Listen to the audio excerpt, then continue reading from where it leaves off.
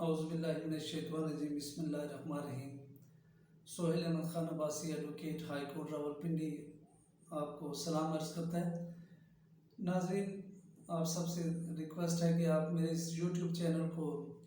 Subscribe ضرور کیجیے گا اور شیئر کیجیے گا تاکہ ہماری جو معلومات فراہم کردہ معلومات ہیں وہ باقی لوگوں تک بھی بآسانی پہنچ سکیں۔ ناظرین، آج کا جو میرا ٹاپک ہے وہ ہے ریمانڈ اور اس کا طریقہ کار۔ سب سے پہلے تو آپ ریمانڈ کے لفظی معنی سمجھ لیں، چونکہ میں شارٹ اس لیے کروں گا اس کو کہ یہ بہت ڈیٹیل والی باتیں ہیں، لیکن شارٹ اس لیے سمجھاؤں گا کہ ویڈیو لمبی ہو جاتی ہے، ظاہر ہے مشکل ہوتا ہے، آپ لوگوں کے لیے بھی ٹائم اتنا نہیں ہوتا کہ اتنی لمبی ویڈیو کو دیکھ سکے، لیکن مختصراً میں آپ کو اس کو بتاؤں گا کہ اس کا کیا طریقہ کار ہوتا ہے، کہ ریمانڈ کیا ہوتا ہے، کیا چیز۔ تو ریمانڈ کا جو لفظی معنی ہے وہ ہے کسی چیز کو واپس بھیجنا، واپس بھیجنا، ریمانڈ واپس بھیجنا۔ تو اس کا یہ قانون کی اصطلاح میں یہ ہے کہ جب پولیس کسی آدمی کو اریسٹ کرتی ہے تو پولیس باؤنڈ ہے کہ وہ 24 گھنٹے کے اندر اندر اس آدمی کو متعلقہ مجسٹریٹ کے پاس پیش کرے، اور اگر پولیس کو یہ خیال ہے، پولیس کو یہ آدمی جو ملزم جس کو اریسٹ کیا ہے اس کے بارے میں یہ شبہ ہے کہ ہم نے اس سے مزید ریکوری کرنی ہے یا کوئی اور معلومات لینی ہے یا کسی گینگ تک پہنچنا ہے، تو وہ ایک مجسٹریٹ صاحب سے تحریری حکم لیں گے جس کو ریمانڈ درخواست کہتے ہیں، ریمانڈ کی درخواست کہتے ہیں۔ تو اس کے بعد یہ ہوگا کہ اگر وہ آدمی واقعی مطلوب ہے یا جو اس کے ذمہ کوئی ریکوری ہے یا کوئی اس سے معلومات ہیں، تو پھر یہ ہوگا کہ وہ مجسٹریٹ صاحب اس کا ریمانڈ دے دیتے ہیں، یعنی وہ اس کو واپس پولیس کی کسٹڈی میں بھیج دیں گے۔ اب یہ یاد رکھیں کہ ریمانڈ دو قسم کے ہوتے ہیں، ایک ہوتا ہے جسمانی ریمانڈ، ایک ہوتا ہے جوڈیشل ریمانڈ۔ جسمانی ریمانڈ کا یہ مطلب ہوتا ہے کہ جب پولیس کسی آدمی کو گرفتار کر کے لے کے جاتی ہے مجسٹریٹ کے پاس، بھی 24 گھنٹے کے اندر اندر پیش کرتی ہے، چونکہ اگر پولیس 24 گھنٹے کے اندر پیش نہیں کرے گی تو یہ غیر قانونی عمل ہوگا،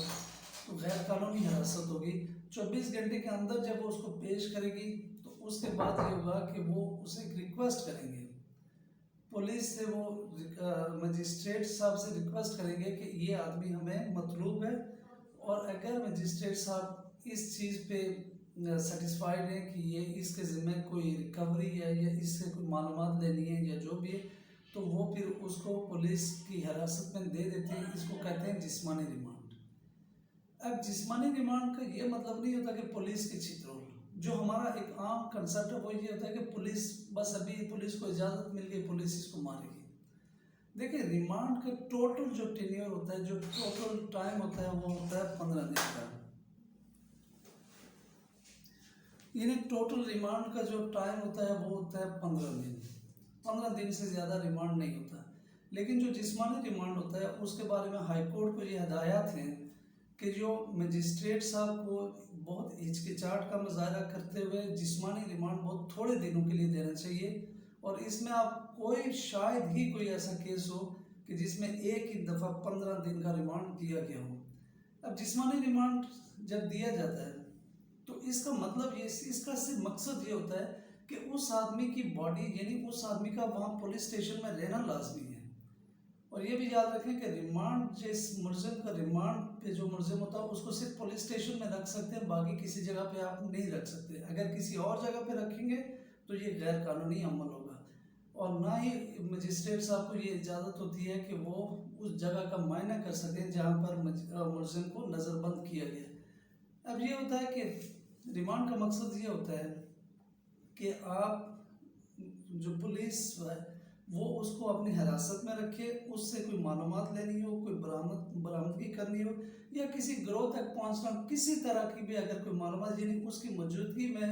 جو چیز لازمی ہوتی ہے وہ، یعنی کوئی اگر ان کو کسی چیز تک پہنچنا ہے، کسی گروہ تک پہنچنا ہے، کوئی برآمدگی کرنی ہے، تو اس کے لیے اس آدمی کا موجود ہونا لازمی ہوتا ہے، تو اس مقصد کے لیے جسمانی ریمانڈ دیا جاتا ہے۔ اب آپ نے دیکھا ہوگا کہ جو جسمانی ریمانڈ جب دیا جاتا ہے تو عام لوگ کیا کرتے ہیں، بیچارے جو سادہ لوگ ہوتے ہیں وہ کیا کرتے ہیں کہ پولیس کو بہت پیسے دیتے ہیں، کہ کس مقصد کے لیے، کہ تاکہ وہ اس ملزم پہ تشدد نہ کرے، اور دوسری طرف جو مستغیث پارٹی ہوتی ہے وہ اس مقصد کے لیے پولیس کو پیسہ دیتی ہے کہ وہ اس پہ تشدد کرے، یعنی دونوں طرف سے پولیس کو ہی فائدہ ملتا ہے۔ اب جسمانی ریمانڈ کے دوران ایک بات یاد رکھیں کہ اگر پولیس کسی پہ تشدد کرتی ہے تو آپ متعلقہ جو مجسٹریٹ ہے اس کو اپلیکیشن دے کے ملزم کا میڈیکل کروا سکتے ہیں، اور میڈیکل میں اگر وہ تشدد ثابت ہوتا ہے تو پولیس کے خلاف کارروائی ہوتی ہے۔ اب اس کے بعد دوسری چیز ہے، یہ میں مختصراً بتا رہا ہوں، اس کو ڈیٹیل میں آپ ضابطہ فوجداری کی سیکشن 61، 167 اور سیکشن 344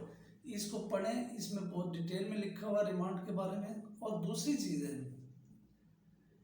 کہ اس کے بعد جو ریمانڈ ہوتا ہے وہ ہوتا ہے جوڈیشل ریمانڈ۔ جوڈیشل ریمانڈ اس وقت دیا جاتا ہے جب تفتیش مکمل ہو چکی ہوتی ہے، جب ملزم سے کوئی چیز ریکوریبل نہیں ہوتی، وہ مزید تفتیش کے لیے درکار نہیں ہوتا، تو اس وقت ملزم کو جیل بھیج دیا جاتا ہے، اور جیل جب بھیج دیا جاتا ہے تو اس کو کہتے ہیں جوڈیشل ریمانڈ۔ اس کا طریقہ بھی یہی ہوتا ہے سیم کہ پولیس جاتی ہے، ملزم کو پیش کرتی ہے عدالت کے اندر، اور وہ جج صاحب مجسٹریٹ صاحب سے ریکویسٹ کرتے ہیں، استدعا کرتے ہیں کہ جناب یہ آدمی ہمیں تفتیش، اس کی مزید تفتیش درکار نہیں ہے، مزید تفتیش کے لیے یہ درکار نہیں ہے، اس سے کوئی چیز ریکوریبل نہیں ہے، تو پھر یہ ہوتا ہے کہ مجسٹریٹ صاحب اس کو جیل بھیج دیتے ہیں اور جس کو جوڈیشل ریمانڈ کرتے ہیں۔ بعض اوقات ایسے بھی ہوتا ہے کہ پولیس یہ بھی ریکویسٹ کرتی ہے کہ ہمیں یہ مزید جسمانی ریمانڈ کے لیے درکار ہے، مطلوب ہے، تو پھر مجسٹریٹ صاحب کی یہ ذمہ داری ہوتی ہے کہ وہ دیکھیں کہ آیا تفتیش مکمل ہو چکی ہے، آیا برآمدگی مکمل ہو چکی ہیں۔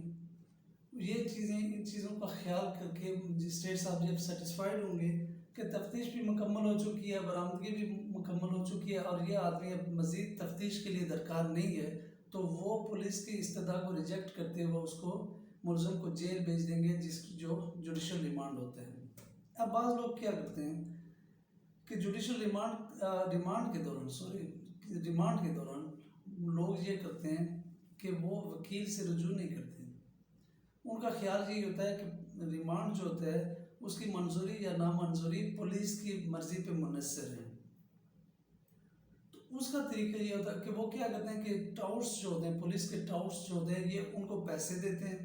پیسے اچھی خاصی رقم دیتے ہیں، اور پھر یہ کہتے ہیں کہ جی یہ پولیس جو ہے وہ ہمارا ریمانڈ جو ہے جوڈیشل ہوگا یا جسمانی ہوگا، یہ پولیس پہ ڈیپینڈ کرے گا، حالانکہ ایسی بات نہیں ہوتی۔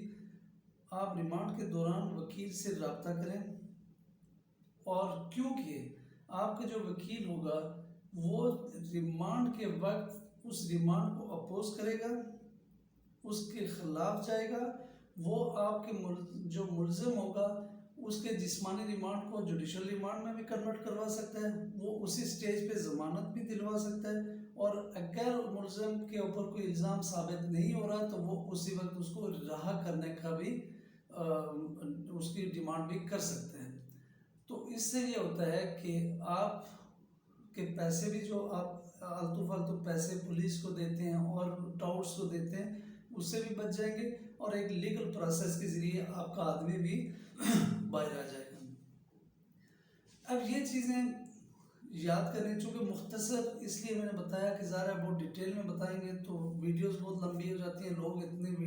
لمبی ویڈیوز دیکھنا پسند نہیں کرتے۔ یہ صرف سرسرا ایک قسم کا خاکہ پیش کیا کہ ریمانڈ اس لیے ہوتا ہے کہ جسمانی ریمانڈ کا کیا مقصد ہوتا ہے اور جوڈیشل ریمانڈ کب دیا جاتا ہے۔ ادروائز اس پہ آپ ڈیٹیل میں پڑھیں گے، آپ ضابطہ فوجداری کی سیکشنز ہیں اس میں 61 ہے، 167 ہے، 344 ہے اور 173 بھی ہے، آپ ان کو بھی اسٹڈی کریں۔ اس کے علاوہ یہ چیز یاد رکھیں کہ ریمانڈ کے دوران، یعنی جب ریمانڈ کے لیے آئے گا ملزم تو مجسٹریٹ صاحب پہ لازم ہے کہ وہ ملزم کو وکیل کرنے کا حق دیں، تاکہ وہ وکیل اس ریمانڈ کے خلاف عذرات پیش کرے، اس کے خلاف آبجیکشن ریز کرے، تاکہ ملزم کو ریلیف مل سکے۔ یہ مجسٹریٹ صاحب کی ذمہ داری ہوتی ہے۔ امید کرتا ہوں کہ آپ کو آج کی ہماری یہ ویڈیو اچھی لگی ہوگی۔ آپ سے پھر ریکویسٹ ہے کہ آپ ہمارے چینل کو سبسکرائب کریں، زیادہ سے زیادہ شیئر کریں، تاکہ ہماری فراہم کردہ معلومات باقی لوگوں تک بھی پہنچ سکے. آپ اگر کوئی ہمیں تجویز دینا چاہیں تو آپ ہمیں کمنٹس میں بتا سکتے ہیں. Thank you very much.